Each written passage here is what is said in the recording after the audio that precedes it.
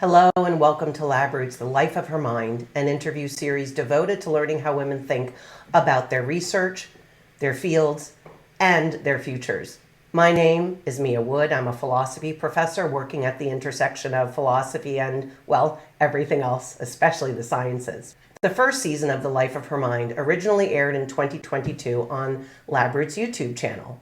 Now, in 2025, I'm excited to announce we're bringing the series back. The podcast will continue to explore how women in the sciences across the globe think about their lives and careers. To reintroduce the series, we're representing our original episodes with updates for our listeners.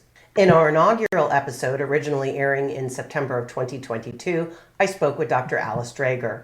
Dr. Dreger is a philosopher and historian of medicine. She is also a journalist and an activist for intersex individuals, others with atypical sex characteristics, and conjoined twins. I first became interested in Dr. Dreger's work in 2017 while conducting a bioethics course.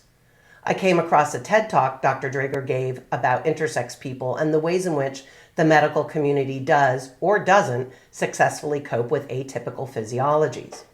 Throughout her career, Dr. Dreger has never shied away from asking difficult questions about how scientists and others think about normality. So, tune in to the premiere episode of The Life of Her Mind to learn what and how Dr. Dreger thinks. Let's find out about the life of her mind. For more information on Dr. Dreger's works and links to resources, check out our show notes.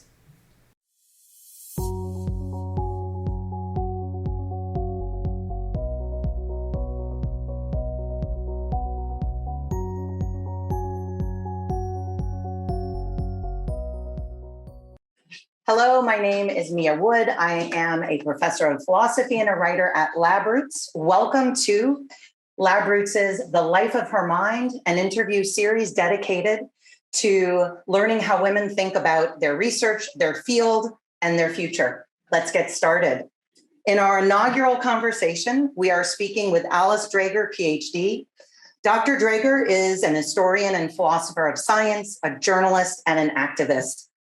One of those rare thinkers who draws her readers into complex and controversial topics as if they're just hanging out, jawing over a couple of drinks.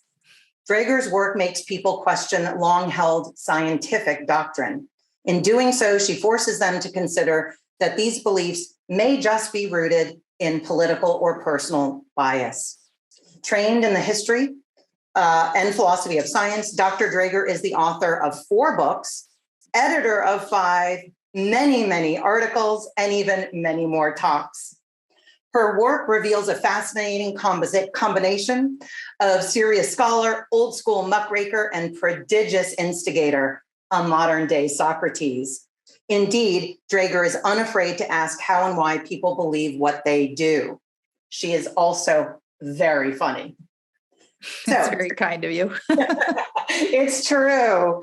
So how does Alice Dreger's mind work? Well, let's ask her. Hello, Alice, and welcome. Thanks, Mia. Thank you so much for being here. We appreciate you making time to chat. So let's get started. In your third book, Galileo's Middle Finger, you mentioned that you came to your scholarly area of expertise a bit by accident. Your dissertation advisor suggested the topic.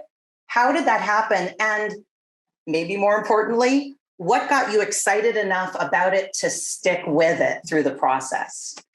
Sure. So when I went to graduate school, I was already interested in issues of gender and issues of science. And the gender interest came out of feminism, which I had learned chiefly from my mother, who had a very sort of second wave feminist approach to the world of sort of recognizing the ways in which women were subject to sexism that held them back. And my interest in science had also been longstanding and also supported by my parents. But I had actually gone to undergraduate at Georgetown University for a year and was double majoring in science and English, biology and English, and was very burned out. I was a high achieving student and I was really burned out. I was having an affair with a teacher from my high school who had started using me for sex years before, and I was just burned out. So I quit school and got away from that guy and became a mortgage broker on Long Island for 5 years. And during that period, I ended up finishing my degree at the State University of New York down the street, which was Old Westbury, while still doing mortgage brokering all day long. And my therapist that I started seeing told me at one point, "You're cured, get out of New York." So I applied to Indiana University because my dissertation director, my undergraduate advisor had gotten his PhD there and said, "Well, you're interested in both gender and science and philosophy and history, so this seems like a good program for you." So my dissertation director, I actually had two, but the one who suggested the topic to me was Fred Churchill, who is a historian of embryology. And Fred knew that I was interested in gender and science. And so he said to me, "Well, why don't you look at the history of hermaphroditism?" Because nobody had looked at that. And since he was a historian of embryology, I thought, okay, I'll look at embryology. Thought I would look at Darwin's barnacles because those were hermaphroditic. What did Darwin think about that? But Fred kept saying, "You should look at medicine." And I was like, why? It doesn't happen in humans past the embryonic stage. So then I took another class with Jean Peterson in the history department in Victorian medicine, and I was interested in still hermaphroditism. And Jean said, "You should really look at medicine." And I was like, why? So finally, I opened the great catalogs of 19th century medicine, the index catalog of the Library of the Surgeon General of the United States, which is the precursor to what people now know as PubMed or Medline. And there are hundreds and hundreds and hundreds of human case studies. And I was like, okay, how could it possibly be that at age, whatever I was, 24, 25, I've never heard of this? That doesn't make any sense to me. So I was convinced it had been suppressed, and anything that is suppressed is very interesting. So why had all this knowledge of human what we now call intersex conditions, been suppressed? So I decided to tackle this for my dissertation, and it was easy to be excited about it because it was a topic that had in fact been suppressed in the public knowledge. And yet there was this entire secret medical literature about it. So I started pulling all of the cases that I could in the 19th century in France and Britain for reasons we could talk about if you want. But basically, there were two places I felt like going for my dissertation research. So, and also I could read French and I could read English. And so that worked. But also France and England were both interesting places in terms of the development of science and medicine at that time. So I ended up finding a sort of natural starting point, which was 1848 for reasons we can talk about if you want, to 1914. And pulled about a little over 300 cases and created large databases, which most historians weren't doing at that time and still are not doing. I had developed a database for my mortgage brokering work that allowed me to figure out how to track refinances more efficiently in our office. We used a program called DB3, Database 3. So I used that same program to create databases about all the cases I was reading about. And I tracked where were they showing up? Who were they? Which doctors were seeing them? What did the doctors think? What did they say about the breasts or the clitoris or the penis or whatever it was? I just tracked it all. And I had these huge notebooks on dot matrix, because back then all the printers were dot matrix paper that took up, half of my living room. And I was just super excited about it because it was an incredibly interesting topic. So I had no trouble staying attuned to it. And got my dissertation done in about 2 years, which was considered a very fast period of time to get a history dissertation done. But I mean, I type fast and I research hard. And so it was not too difficult for me to do. I didn't know about so in some of the talks that you've given that I've seen, on YouTube, you've said, you've made comments about how committed researchers should be to the data, but it didn't occur to me. I don't know if I just didn't know, or you haven't said that you adapted a database that you developed while you were a mortgage broker. That's amazing. Can you say more? How did that occur to you? Well, I was doing a degree in history and philosophy of science. And so, of course, we were studying philosophy of science. And so we were talking a lot about data and data analysis and letting the data talk to you instead of you talking to the data. So it seemed obvious to me that one thing that I could do was to try to quantify to some degree what I was looking at. Part of what I was interested in is the question of whether or not the number of reports was going up over time, which it was, and where was it going up over time, and what kinds of things were doctors interested in? Because the sex of the body is all over the body, right? It's on the feet. The feet are sexed to some degree, the hips, the breast. So what were they interested in terms of the location of their fascination?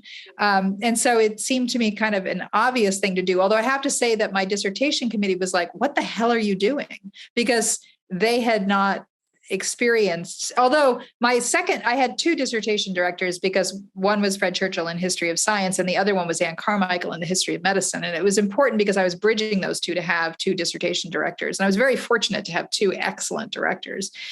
Anne ended up using computer software to map her interest was in the plague during the Middle Ages. And so she used or maybe it was the Renaissance. I apologize. I can't quite remember which period she was studying, but she was using mapping databases to try to figure out how the plague had broken out and what happened, who died, where did they die. So Anne was kind of coming at that out of epidemiology. And I sort of had the same sense of like, well, we could take a sort of, scientific approach to this to some degree and try to figure it out. So I see history as a social science. And that's an example of using sort of a more scientific, more quantitative kind of approach to textual analysis. And the I don't know if I should call it the overlay or the underpinning, but the philosophical disposition, right, that you use in that project and in your subsequent projects seems clear, which is, okay, what am I bringing to the table to interpret the data?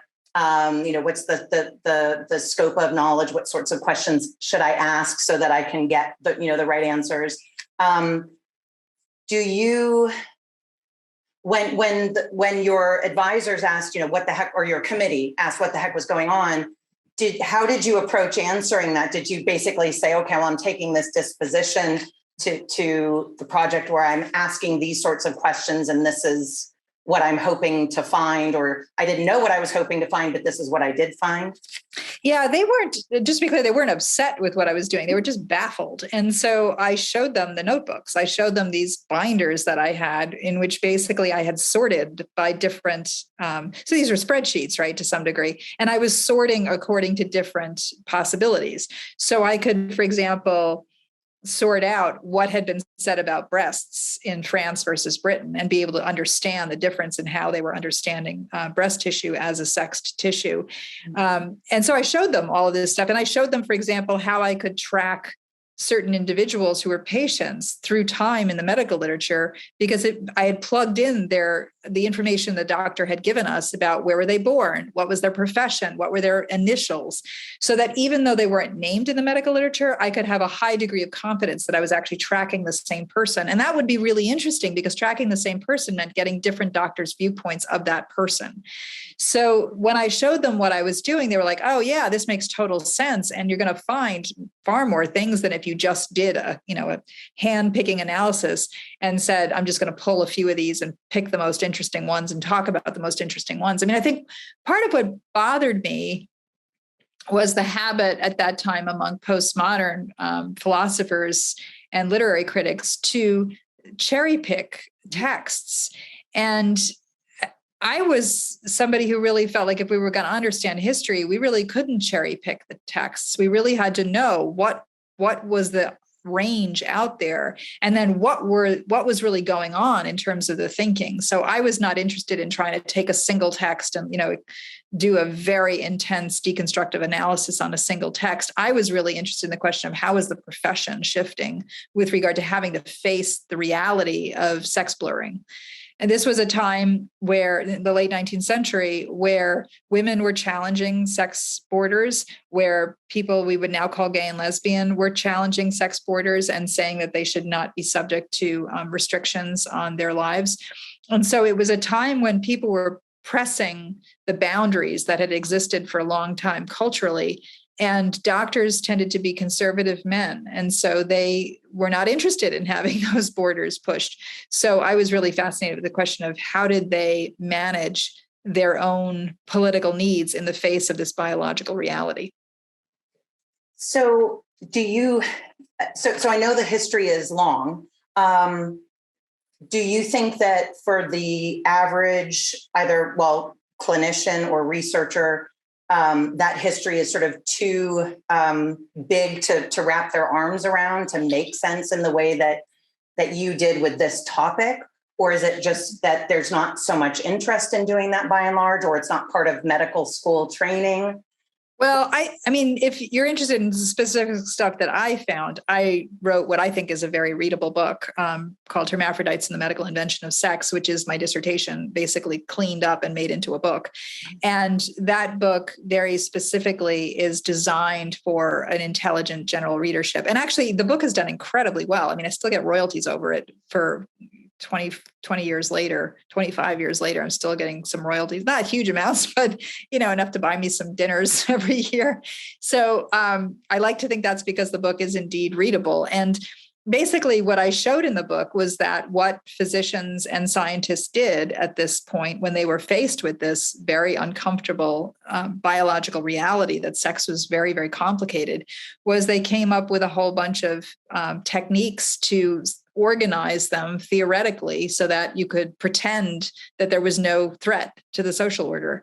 And they used all sorts of categorization systems. And then later they used surgeries to try to make sure that everybody fit into a simple male or female category socially, so that there would not be a social disruption, because they recognized the potential for social disruption of the biological reality. In fact, your TED Talk was my introduction to your work. I was working in bioethics is not my area, but it was, hey, do this course. I was like, okay, try. And so we were talking about identity issues, and that talk is just fascinating. That talk grew out of the work that you did for your dissertation that subsequently became the book. Is that? It did, although then, after, so when I started publishing my work, I was publishing it in journal articles, as is typical. And the first piece I published was in a journal called Victorian Studies. And I forget what it was called. But what happened was the internet was relatively new and email was relatively new, but people who had themselves been born with the conditions I was writing about had started the intersex rights movement. And they found me and started writing to me on email. And that was kind of surprising to me, because I hadn't really thought about the fact that, of course, there are people with the same conditions. I just thought of myself as doing dead people. I don't do living people. So it didn't occur to me that living people with the same conditions would write and contact me and ask me to join the movement. But that did happen, and I did end up joining the intersex rights movement. So the TED Talk that you saw is as much informed by many years of working in the intersex rights movement. And ultimately, I became one of the leaders of the intersex rights movement internationally, and agitated for many years for change in medical practice and social treatment of people born with intersex conditions. When did you, and how did you make the decision to so you were in a tenured position at Michigan State, or up for tenure, forgive me, I can't remember which it was, but you left that position, which a lot of researchers would think is either incredibly brave or incredibly crazy, but you decided to leave that. You went to Northwestern for a part-time position, but so that you could, presumably you could devote more time to the work in activism. How did that happen? Why did you make that choice? Yeah, so I started the job at Michigan State. I graduated in 95. I did a year of postgraduate faculty position sabbatical replacement for John Beatty, who's a historian of biology at University of Minnesota, for a year. And then I got a tenure track position at Michigan State. And I started the job at Michigan State in 96. And I got early tenure. I think in my 5th year, I was awarded tenure. And after that, I got pregnant, or maybe before that, I can't remember. But anyway, I had a son, and he was born in the year 2000. And what ended up happening was that by that point, my advocacy work in the intersex movement was going full throttle. I was president of the board of the Intersex Society of North America, giving lots of talks, doing lots of activism work. I was also maintaining a traditional academic career. So I was researching academic articles, publishing them, giving academic talks, also teaching classes, also doing community service work, also doing journal editorship kind of work at the lower level and all of that stuff. And so I had both of those things going, and I had a child, and I need a lot of sleep. And my son did not really start sleeping through the night until he was about 2.5. Oh boy. And so it was extremely difficult for me to maintain that life. And I had actually always wanted to be a writer primarily, not to be a historian or an activist or anything like that. I had always been interested in writing, and my 4th grade teacher had told me that wasn't a real job. And so I'd have to find some other job. So I had always spent my life sort of in this approach avoidance attitude towards writing as a profession. But obviously I really love writing. I mean, my books are all written as though they're written by a person who wants to be a writer. And it turns out, I did become a writer. So when I was facing the problem of lack of sleep and overwhelming activist career plus an overwhelming academic career, I made a list of what I enjoyed and what I didn't enjoy. And what I really enjoyed, which surprised me, was being with my son. I was shocked at how much I enjoyed being a mother. I did not expect that of myself. I mean, I intentionally had a child with a man I intentionally chose for being the father of that child, but I was still very surprised at how much my brain reoriented towards wanting to be with my kid. And having him go to daycare for long periods was upsetting to me because I felt like I was being cheated out of an opportunity to experience that relationship with him and watching him grow. Child development is incredibly interesting, especially when it's your own kid. And once he started talking, he was very, very interesting to me. And I found myself less inclined to take care of other people's kids. I had been a very intense teacher. I won my department's teaching award, which was awarded by the students every year, 7 years in a row, because I was a very devoted, very active teacher. But that was because I was giving all that maternal energy to them. And when I had my own kid, my maternal sense really did shift. Mm-hmm. And so I made the list of what I enjoyed and what I didn't enjoy. My son was on there, and writing was right up there, but I was having less and less time to do writing. And what I didn't enjoy was my job. I didn't enjoy the committee work. I did enjoy teaching, but I hated grading, hated it, hated teaching writing to freshmen. Even though I was good at it, I hated doing it because I was a professional writer who did not want to keep teaching. This is like if you had somebody who's a professional ice skater having to teach somebody to just put on their skates every day. It's exhausting to do that. So I said to my spouse, I think I want to give up tenure and become an independent and do writing and do the activism, but mostly get more sleep and be with the kid and have a more sane life. And he said, well, why don't you think about it a little longer? Because that's a really big decision. And he's very conventional. This is how we've operated. He's very conventional. I'm very unconventional. So we feed off of each other that way. I mentioned it to my mother-in-law, who thought it was a great idea. Quit your job. Mentioned it to my mother, who said, absolutely, do it. You'll only get one chance to experience, you may have another kid, but you're only going to have a chance once or twice to experience motherhood. And she said, it's worth it. Do it. And also having more time for writing was important. So I tried talking Michigan State into a part-time job, and I tried again and again, and they wouldn't take me seriously. And I said, so finally I submitted a letter of resignation, which simply said, this has been great. Thank you. I'm leaving. And they said, wait. No, we'll help you figure this out. And I was like, look, I asked you for like a year to help me figure this out, and you gave me no assistance whatsoever. So goodbye. So I left, and they were shocked. They were genuinely shocked. They never really thought I would leave. And then some friends of mine at Northwestern called me up and were like, we're putting together a program. And there was the program in medical humanities and bioethics. We're putting together a master's program, and we need somebody to teach the history of science and the history of medicine course.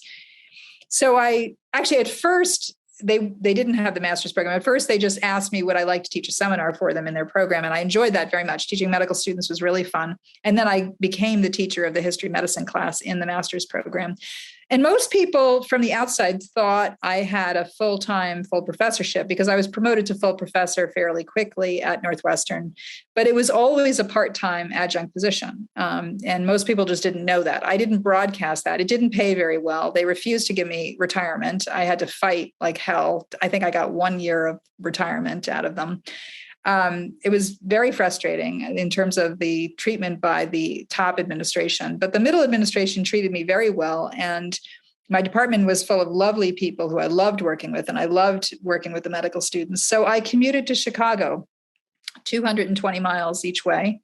And I taught in the winter quarter, which was January to March, which is not the best time to be going around Lake Michigan, I have to say.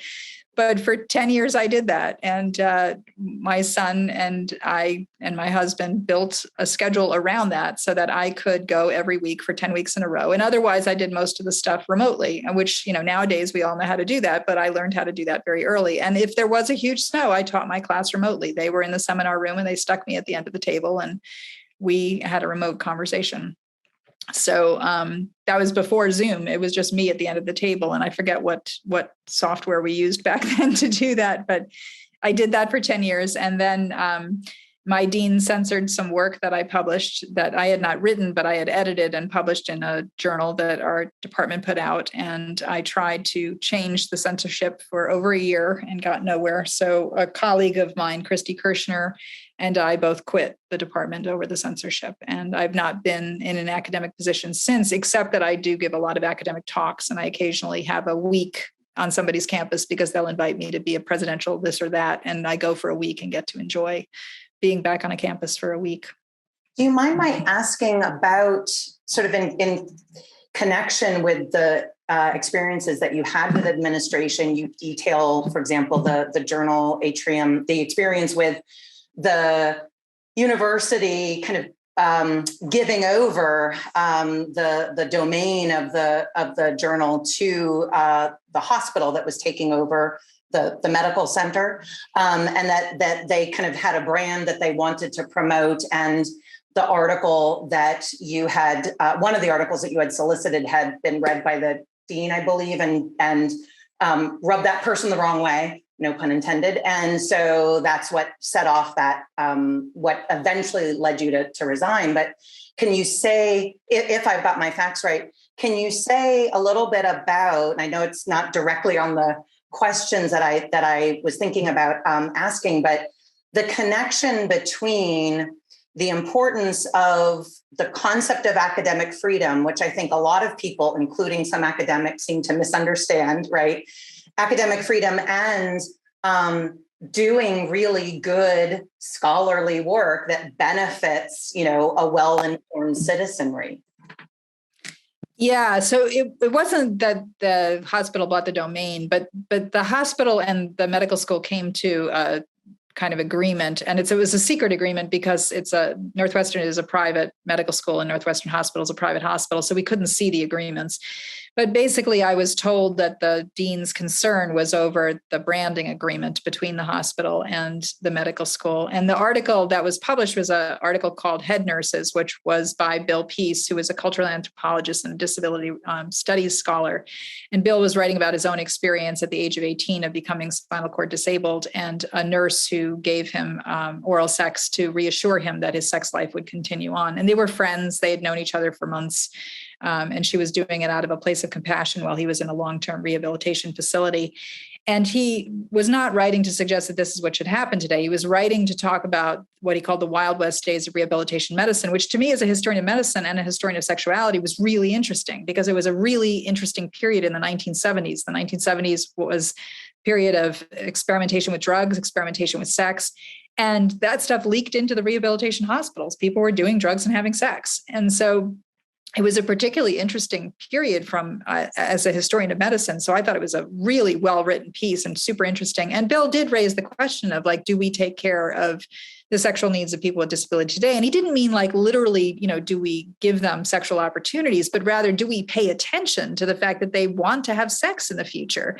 And so I thought his piece was excellent, as did my colleagues. And I think the only thing that one of them suggested was that the title should be in quotation mark because the title was Head Nurse, which was a joke. Good one. But there were other, frankly, very intense pieces in that particular issue. Every issue of the journal Atrium was very intense on purpose. This was a very hard-hitting medical humanities journal that was made us all uncomfortable all the time. And this particular issue was the one I got to edit. The theme that the group came up with was bad girls. And so there were several pieces in there on abortion that I thought were actually the ones that were going to get us in trouble. I thought the piece that was written by, sorry, I'm forgetting her name, but it was a person who does women's studies, and she's also an OBGYN, and she was writing about doing abortions as women's work. And she was talking about the fact that she found that the light boxes from Bed Bath & Beyond are actually the most useful ones for taking out the products of conception and looking at it to make sure that she'd gotten everything out of the uterus.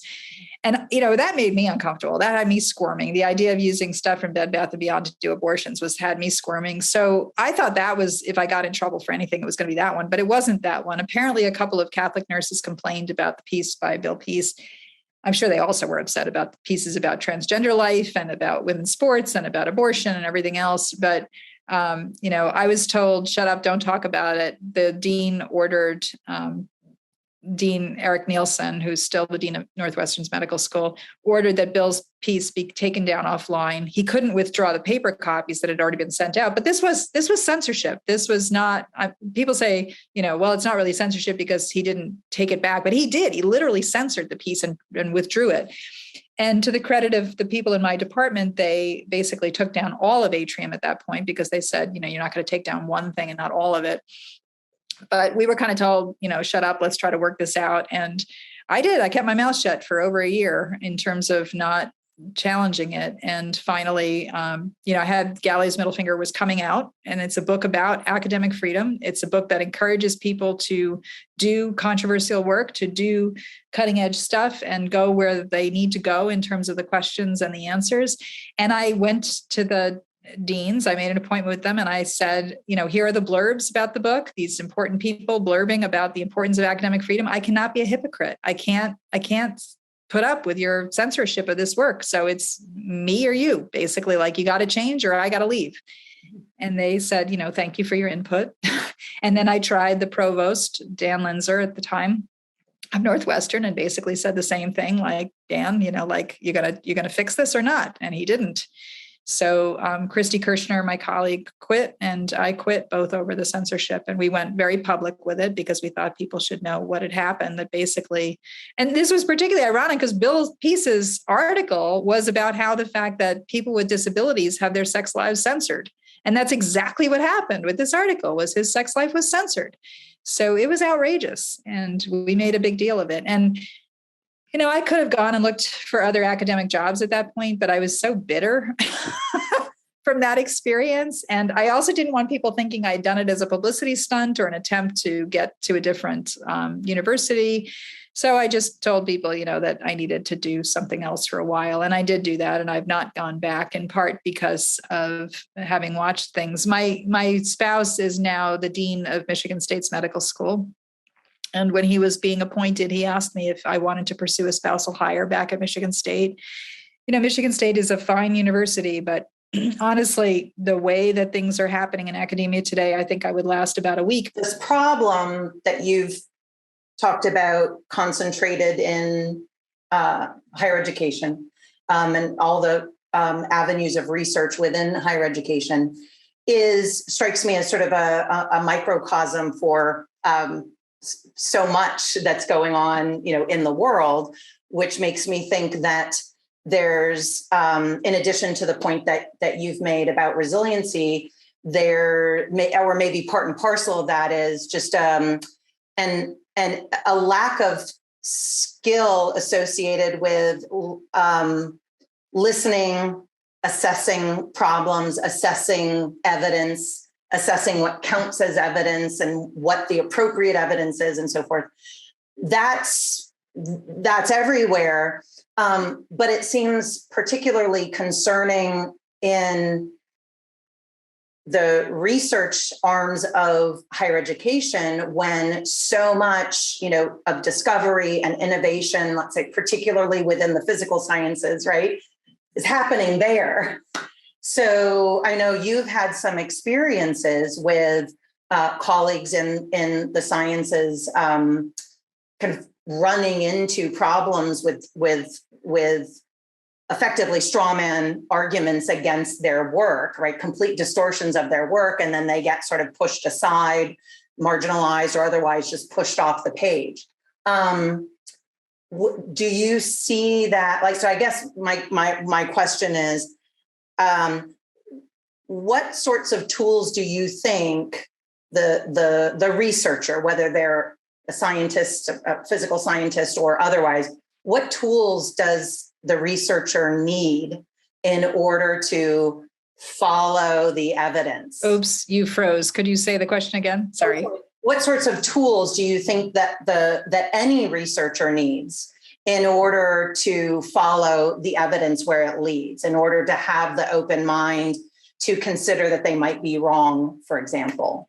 Well, it's very hard. I mean, we become emotionally invested in the things that we study, and it's inevitable that we become emotionally invested in them because that's what keeps us going, right? It's the passion for the work.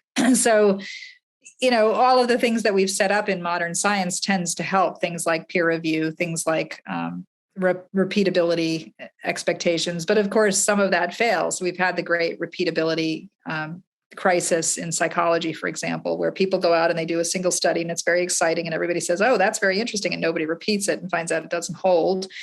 Peer review is obviously quite challenging in the sense that it's always politicized, inevitably, even though we try not to make it that way. So, I think one of the things that has to happen is there have to be sort of checks and balances on the system. Just one example would be Retraction Watch, which I'm a huge fan of and a donor to, is a news organization that basically tracks retractions within the scientific literature and uses that as a window into looking at misconduct, but also looking at whether or not the self-correcting systems of science are really working. So they recently talked about a guy who retracted his own papers because he redid an analysis and realized he got some numbers totally wrong, and sort of lauded him as a hero. And I don't disagree, although he said, I'm just doing what we should all do, right? Which is retract our work when we discover that there's an error. But it's weird how rarely that happens, that people admit errors in their work. So, I think we have to really acknowledge that if we're doing work that's really good, that sometimes it's going to involve an ego bruising. And when I go through that, when I have to correct something I've done, I actually get a weird little thrill from it because I think, oh, I'm part of a system that's correcting. And it's and I wish we could get more people to feel that way, that when, the first feeling in my gut is, oh man, I screwed up. And, it feels sad and it makes me like, ugh. And then I have to do the work and see, did I screw it up? How did I screw it up? And then if I did, and I have to do a correction of it, then I do get this sort of weird little high where I'm like, well, you know what, I'm human and I should have the humility to do corrections, and that's a good thing. So it feels kind of good, but I don't think we convey that enough. I really do wish that every class in colleges and universities today would deal with questions of reason and evidence. And it troubles me that a lot of them don't engage that they're doing, in the case of the humanities, sometimes a lot of incredibly sloppy teaching, which is just about low-level sort of political text analysis. And on the sciences side, just conveyance of facts, which is really not teaching you how to think. So I wish every college and university class today would engage, especially undergraduates, but also graduate students, in questions of reason and evidence all the time. I mean, I think the way that we got to January 6th and we got to the problems we have today are not just caused by the college and university level, but there's some hope there of helping to correct things.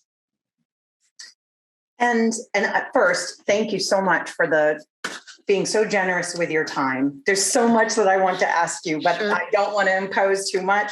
So, you talked a little bit about the process that you go through when you think you may have made a mistake. Do you think that the process, I mean, so the specific details of the process would probably be different from one discipline to the next, but the sort of the process of revisiting your work is similar across your disciplines. And if I understand correct, well, I think of you as being, you're a journalist, you're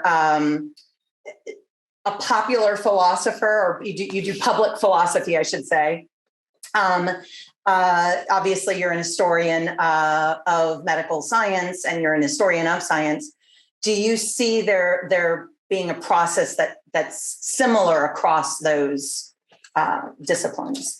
Yeah, I mean, I think I'm less of a historian these days than I used to be, more of a journalist. So in 2014, I founded a newspaper for the people of East Lansing called East Lansing Info. And so I ended up doing not just journalism at the national level, which I also did because I ended up having to do journalism to help advance information about intersex and what was going on with intersex care. But also, in addition to that, I founded a local newspaper. So what I would say is that, I mean, the process is very similar in terms of we're looking for evidence. We're trying not to impose our own point of view. That said, anytime you're asking a question, you're narrowing the data that you're looking for. So there's always that issue. Brings me to the some of the other issues with which you've been involved. So, for example, you were brought back to the intersex issue when, and forgive me, maybe you'll tell the story, but it was brought to your attention that a researcher, a clinician and researcher, was using dexamethasone, I guess purportedly to try to prevent intersex babies. And it seems to me, and unless I missed the way the story went, that that person's work being, corrected was not, I don't know if it went under the radar, if it didn't go under the radar, if it's not relevant to the point I was making about people being open to receiving corrections, but how did that happen? And what's the status now? Yeah, so this is the story that takes up the last third of Galileo's middle finger, because the first two-thirds of Galileo's middle finger are largely about activists attacking scientists and my sort of dismay over that. And a lot of people think that's all the book is about how terrible it is that activists attack scientists. But the last third of the book reminds people why activists are very important in terms of correcting the scientific system that will sometimes not correct itself. And it talks about my being pulled back into intersex advocacy. I think it was 2009 or 2010, I got calls from friends of mine. I had at that point retired from intersex activist work. And they let me know that a researcher that I knew very well, clinician researcher in New York City, Maria New, who's a pediatric endocrinologist and a member of the National Academy of Sciences, was using dexamethasone prenatally. Dexamethasone is a steroid a lot of us have heard about because of COVID. It's a generic steroid that calms down inflammation as well as having other effects. And she was using it in very early pregnancy, starting it as soon as pregnancy was acknowledged, to try to prevent the development of intersex characteristics in women who were at risk of having a child with one particular condition, which is called congenital adrenal hyperplasia, or CAH. In some cases of CAH, female fetuses can be virilized. So they can be born with genitals that are in between male and female, or even genitals that go all the way to the male side of the spectrum, even though they're genetic females and have a uterus, and typically a uterus and ovaries inside.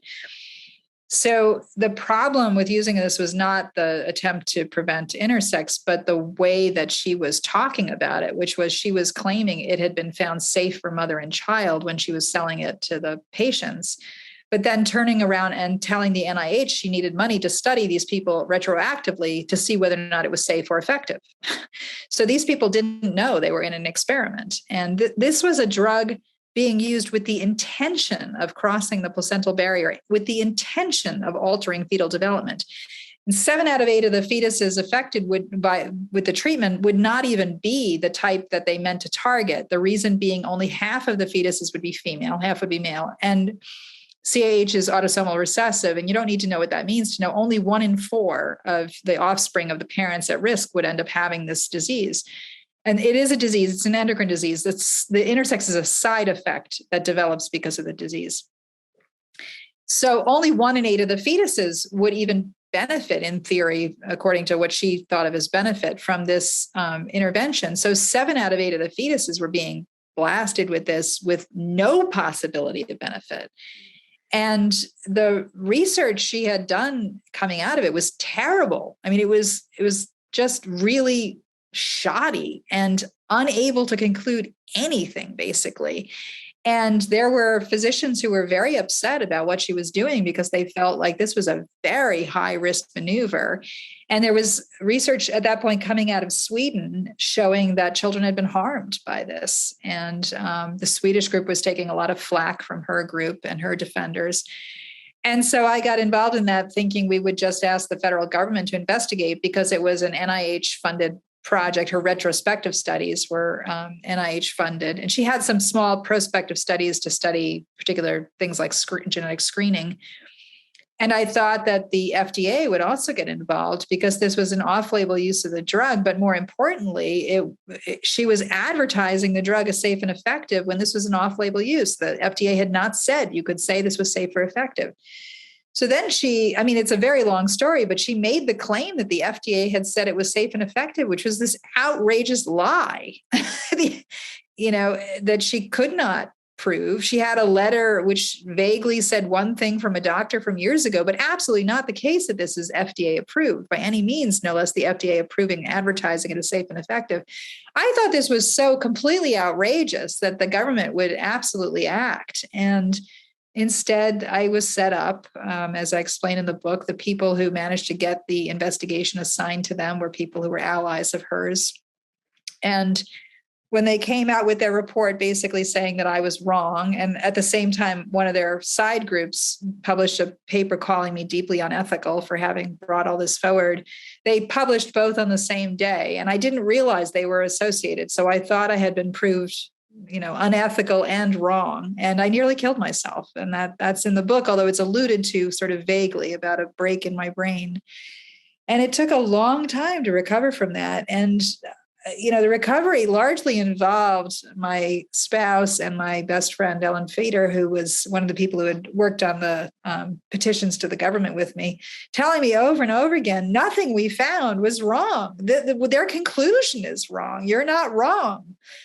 So I spent the next 2 years researching everything I could about this and demanded all the grant reports and everything out of through the Freedom of Information Act, which the FDA and the Office for Human Research Protections refused to give to me. It didn't even acknowledge my requests, simply ignored me. So I sued them, and the suit led to them having to release the material to me. And I got the material and I put together the truth of what happened, which was I was right, that we were right. And we were not only right, we were horrifyingly right, that Cornell knew about what was going on and didn't do anything about it, basically. And in fact, Cornell had been hit with a $4 million fine at one point because an internal whistleblower had blown the whistle. And it turned out that whistleblowing was partly about what I had found. So it was a huge, very scary situation, both for the women and the children who were subjected to these lies and made to go through these treatments, but also for me personally, because they really came after me. The particular group of people didn't want me saying that what had happened was a huge ethical travesty.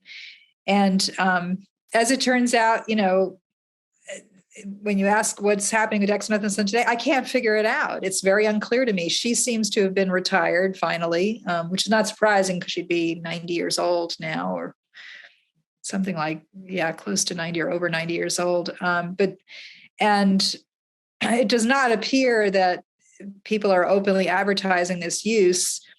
The endocrine groups came out with strong cautions against using it in any form other than a fully vetted, fully consented experimental system where women absolutely knew the truth about what they were signing up for, which I don't think a lot of women, frankly, would sign up for it if they knew the truth. Mm-hmm. But that said, we've had COVID now, and a very common treatment for COVID is dexamethasone. And a lot of pregnant women have been given dexamethasone. And I keep saying to my spouse, is anybody tracking what's happening to the fetuses being exposed to dexamethasone? Because I would love to know what the heck's happening there. The other thing that's happened is I reported in the Atlantic, I found out by accident that some IVF doctors have been giving dexamethasone to women claiming it prevents miscarriage, which is completely a lie. There's no evidence whatsoever that dexamethasone prevents miscarriage, but it's been given out like candy, I think on the basis of Maria New's claims that it's been found safe and effective, because basically she went out and made this claim in the literature over and over again until people simply believe it. If you make a claim over and over again and you just cite yourself, people assume you're telling the truth. And it's a case, it killed me because I couldn't find reporters willing to write about it because it was a complex case. And most reporters today, because of the way the internet has destroyed the investigative journalism establishment, they don't have time to deal with it. And so it's been very, very hard to get it into newspapers. And that's part of why I became a journalist, was so that I could start reporting what I was finding about dexamethasone and start alerting people to it. Because it is so upsetting. Will you, so it sounds to me, tell me if I'm wrong, like you've got the material for your next book.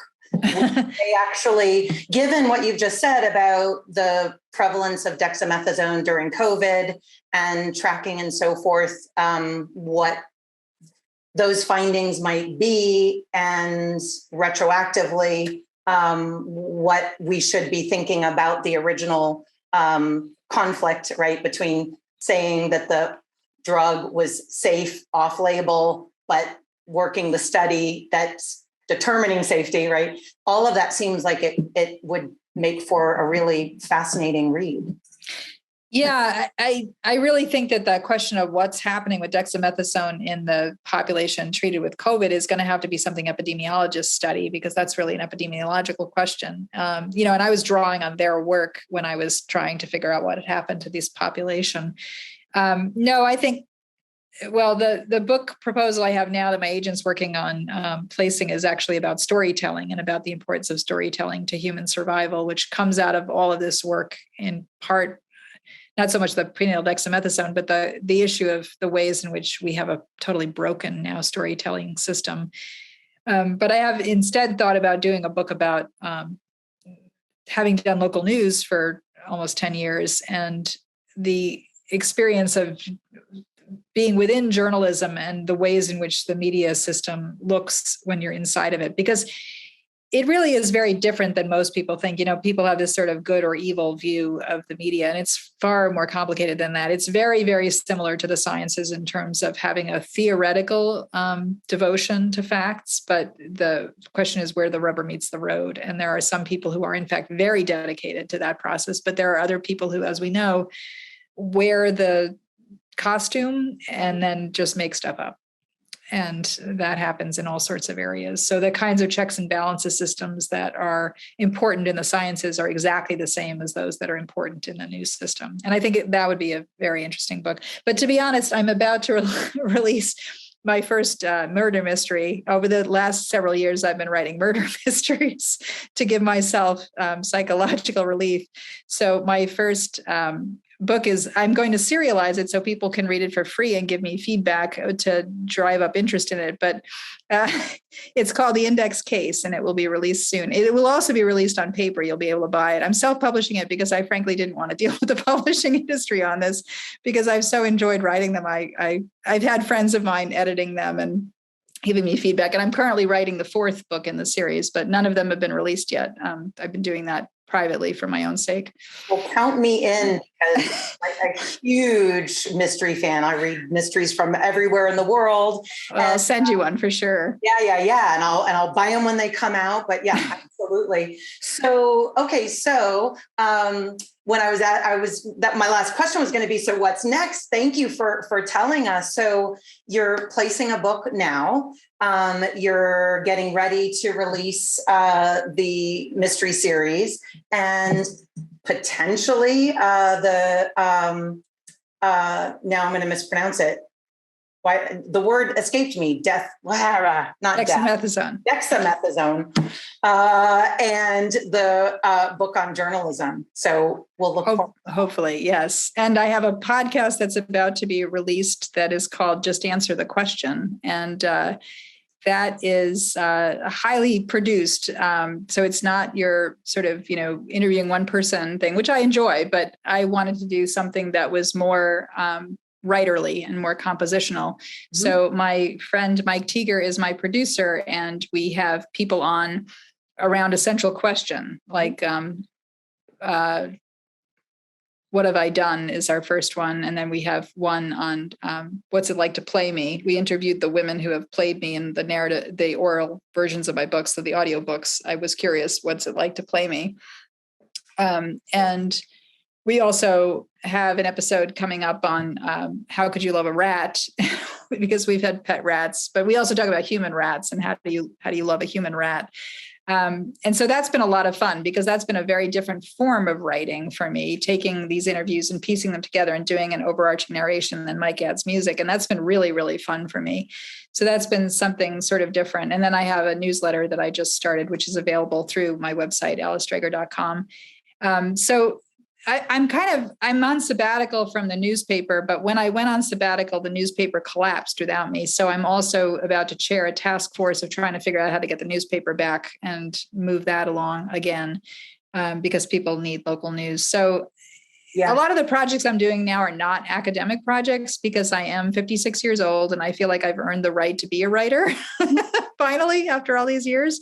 So I'm enjoying being a writer right now. And that's been really cool. Yes, congratulations on all of those projects. Thank you. Am I right to think that the podcast, obviously, one can access it through the various media for that, or programs for that?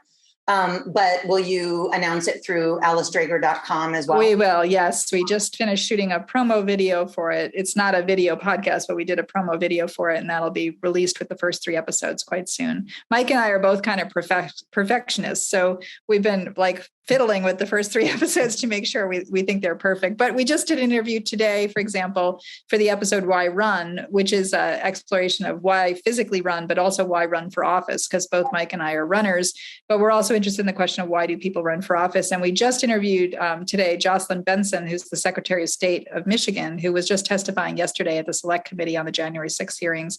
I'm a big fan of hers. And we also interviewed Peter Sagal for that episode from NPR's Wait, Wait, Don't Tell Me, because he's a runner, a marathoner. And so it's a really fun episode about why run for office and why physically run. And it looks at the interplay between those two kinds of runnings. And actually the interview with Jocelyn Benson was fantastic, because she talked about marathoning as a metaphor in her life for the kinds of work she does to keep elections safe. So it was really, really interesting. So that's been a blast for me, because I get to interview really interesting people. So I'm loving it. Oh, I definitely want to listen to that. I'm old, so I'm slow to the podcast process, but it's such a wonderful way. It's almost like old time radio. It is. It's really fun. Yeah, I will make a point to listen to your podcast. What's the name again? Just Answer the Question. Is the question. Awesome. Yeah. Thank you so very much for your time and your expertise. Very welcome. On behalf of Walter, my my classroom and lab roots dog, I thank you so much. And I hope that we'll be able to catch up with you again when your next book comes out. Sounds great. Thanks, Mia. Thank you so much.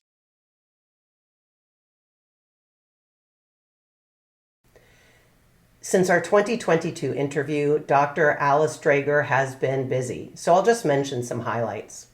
In addition to writing monthly columns for Heterodox Academy's The Free Inquiry, Dreger has been named the inaugural managing editor of Heterodox Academy's Inquisitive, a journal devoted to open inquiry in academia.